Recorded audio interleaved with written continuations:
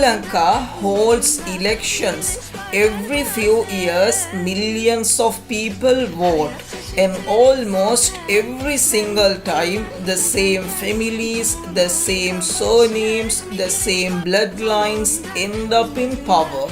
This is not democracy, this is electoral monarchy. On the surface, universal franchise, a constitution, independent courts, regular elections, every citizen theoretically equal. But underneath, a completely different system is running.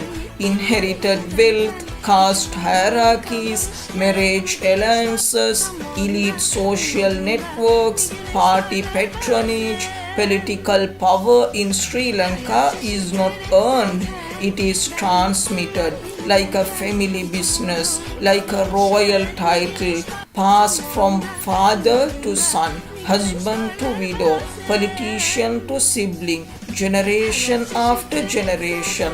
Look at the family tree of Sri Lankan politics. The Sena Nayakas right after independence, father to son, land ownership to party leadership.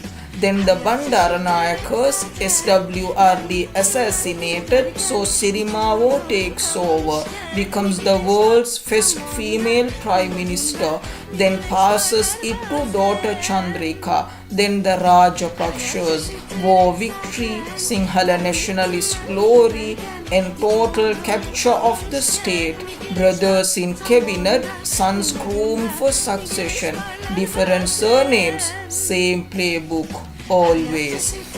And then there is the system nobody talks about out loud, caste. It's not in any law. Politicians publicly deny it exists. But behind every candidate selection, every preference vote, every local council seat, caste networks are silently deciding who is electable and who isn't.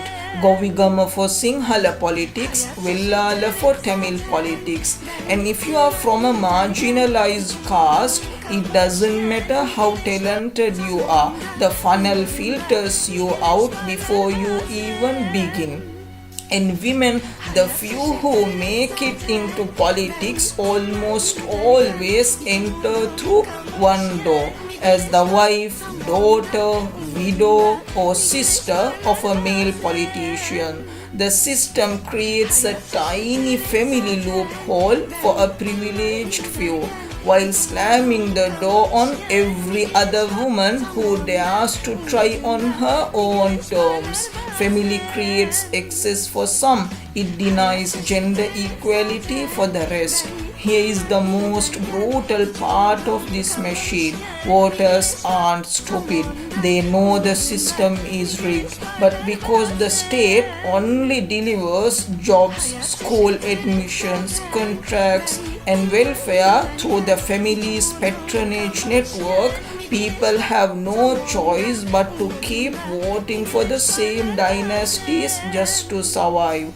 The family controls the resources, so the people re-elect the family. So the family controls the resources. The loop never breaks.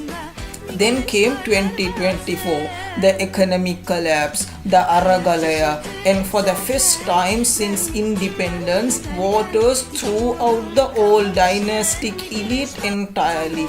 Kumara Disanayaka and the NPP won a massive mandate on one promise: break the machine. But here is the warning: one election does not destroy a political culture built over 75 years. The roots of family and caste power are still in the soil, waiting to regrow. So, what must actually change?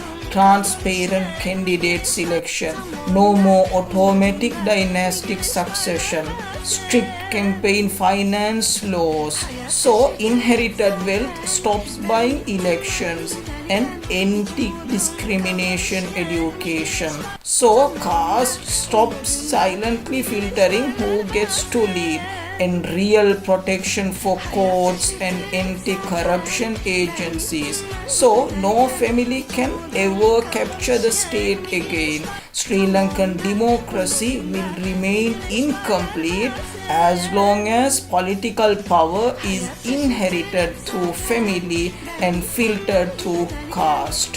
One election was a start. Now comes the hard part. Thank you.